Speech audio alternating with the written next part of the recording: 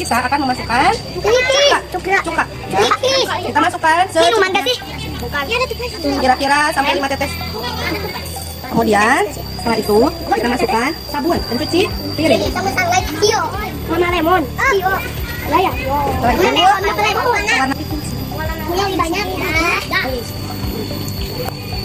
Setelah itu pewarna makanan. Berapa tetes? Kira-kira cukup 4 tetes saja. Oke. Nah, dan yang terakhir adalah Apa? ada yang tahu? Ini namanya adalah baking soda. Daging. 1 sendok teh ya baking sodanya. 1, 2, 3. Ini sendok bis.